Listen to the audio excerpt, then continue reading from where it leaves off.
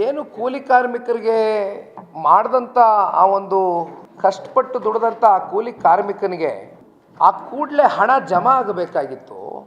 ಆದರೆ ಅದರಲ್ಲಿ ವಿಳಂಬವನ್ನು ನೋಡ್ತಾ ಇದ್ವು.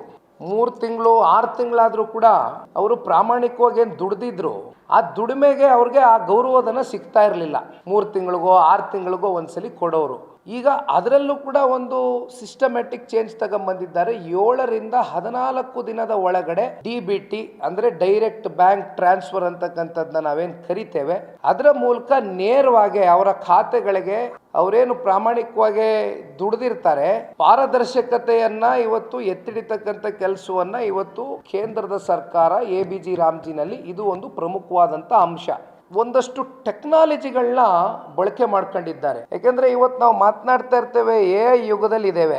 ಯಾವ ರೀತಿ ಆರ್ಟಿಫಿಷಿಯಲ್ ಇಂಟೆಲಿಜೆನ್ಸ್ ಟೆಕ್ನಾಲಜಿನ ಬಳಸ್ಕೊಳ್ಬೇಕು, ಯಾವ ರೀತಿ ಬಯೋಮೆಟ್ರಿಕ್ ಸಿಸ್ಟಮ್ನ ಅಳವಡಿಕೆ ಮಾಡ್ಕೊಳ್ಬೇಕು, ಯಾವ ರೀತಿ ಜಿಯೋ ಟ್ಯಾಗಿಂಗನ್ನು ತಗೊಂಡು ಬಂದು ಇವತ್ತು ದೇಶದಲ್ಲಿ ನೀವೆಲ್ಲಾದರೂ ಕೂತ್ಕೊಳ್ಳಿ.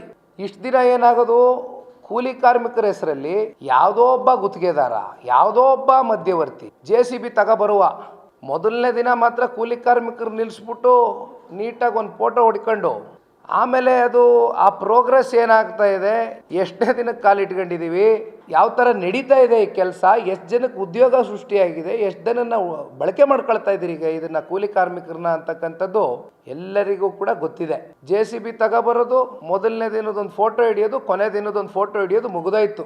This was the system in MNREGA. ಅರ್ಥ ಮಾಡ್ಕೊಳ್ಬೇಕಾಗಿರೋದು.